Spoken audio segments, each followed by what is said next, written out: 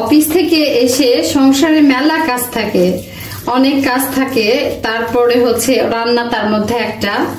এই যে এসে রান্না উঠাই দিয়েছি, তো পেঁয়াজটা খুব ভালোভাবে মাখায় নিয়েছি। মেয়ে আবদার ধরেছে, সে এখন ডিমালা পুঁটি মাছ ননাস খাবে। ও সবসময় একটু মাখা মাখা তরকারি তার খুব পছন্দ, ওর জন্য আমি পুঁটি মাছ রান্না করব। পেঁয়াজগুলো কুচি করে কেটে নিয়ে মশলাটা সুন্দর করে মাখায় নিচ্ছি। ও আমাকে বলতেছিল মা আমি মাখাই দেই, তো এখনো ছোট মানুষ, ওর হাত জুড়ে আমি বললাম, আমি ওকে বললাম মা মাখাচ্ছে তুমি দেখো। ও অলরেডি মশলাটা দিয়ে দিয়েছে, তো আমি বললাম মা আর একটু মশলা লাগবে। সে বলে কি এত মশলা দিতে হয় ছোট মাছে, তো মাপটা এখনো শিখিনি। তবে মায়ের দেখতে দেখতে ছোট মেয়েরা বাবুরা শিখে যায়। তো আমার অলরেডি মাখা শেষ। আমি পেঁয়াজটা হচ্ছে ইয়েতে দেইনি, অনেকে ভেজে নিয়েও রান্না করে, কিন্তু আমার কাছে মনে হয়েছে ছোট মাছগুলো পেঁয়াজ দিয়ে, কাঁচা পেঁয়াজ দিয়ে মাখায় দিলে এভাবে রান্না করলে বেশি টেস্ট। আমার মাকে দেখতাম এভাবে রান্না করতো, কিন্তু এটা আবার পেঁয়াজ তেলানি করে দিয়েও, ভেজে নিয়ে দিয়েও রান্না করলে ওটার একটা স্বাদ আর এটার একটা স্বাদ। এভাবে দিলে ডিমালা মাছগুলো হচ্ছে ভেঙে যায় না, আর ওইভাবে পেঁয়াজটা ভেজে নিয়ে দিলে একটু ভেঙে যাওয়ার সম্ভাবনা থাকে, কারণ আমি আস্তে আস্তে মাছটা মাখায় এরকম করে রাখবো। তো সাফা বায়না ধরেছে আবার ও হচ্ছে কেক খাবে, তাই মাছটা এভাবে মাখায় রাখলাম। এসে তারপরে চুলাটা জ্বালাবো। অলরেডি আমার ভাত হয়ে গেছে এসেই, তারপরে আমরা এখন গরম গরম পুঁটি মাছের তরকারি দিয়ে ভাত খাবো। মাছটা একবারে সাজায় নেই, যাতে করে মাছটা বারবার নাড়া দিতে না হয়।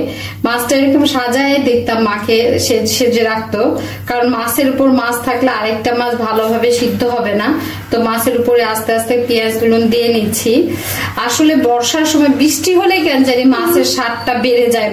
ডিমালা মাছ তো খেতে আরো মজা লাগে। আমার ছোট মেয়েটা বলে মা বাবাকে বলো ডিমালা মাছ নিয়ে আসতে, তো আমি বলি যে মা আর কয়েকটা দিন দেরি করো। বর্ষার সময় প্রত্যেকটা মাছের পেটেই ডিম থাকে। এই যে এর মধ্যে একটা মহা মাছ পাওয়া গেছে, মহা মাছটা আবার সাফার বাবা কিনেছিল, কিন্তু এই মাছটা কেন জানি পুঁটির মাছের সাথে চলে আসছে। যাই হোক, আমি এভাবে মাছটা সুন্দর করে গোছায় নিচ্ছি। এরপর অনেক কাজ আছে। মাছটা রান্না করা শেষ হলে আমি আমার মেয়েকে পড়াতে বসাবো। ওকে তো ওর বাবা অনেক কষ্ট করে এসে ডাব খাওয়াই দিল, সে তো কিছুতেই ডাব খেতে চায় না।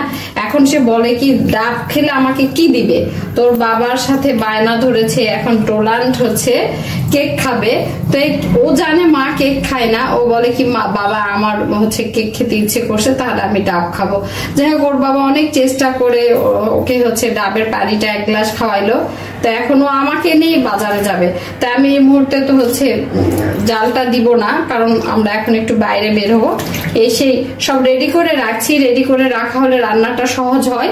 ভাত তো আমার হয়ে গেছে, আমি বেশি পানি দিব না, কারণ চুলার জালটা আস্তে করে দিব। দেখেন কত সুন্দর হলো এটা, কিন্তু একদমই যখন তেলের পরে আসবে তখন কিন্তু একটু টানা টানা হবে, কোনো ধার একটু পেঁয়াজটা লেগে লেগে গেছে, সেই সময় খেতে কিন্তু অনেক মজা। ও তো বলে মা আমাকে একটু পোড়া পোড়া ভাজি দাও, আমি একটু পোড়া পোড়া ভাজি খাবো। ছোট মাছের আলুর চচ্চড়ি ভাজিটা তো সাফা এত এত পছন্দ করে।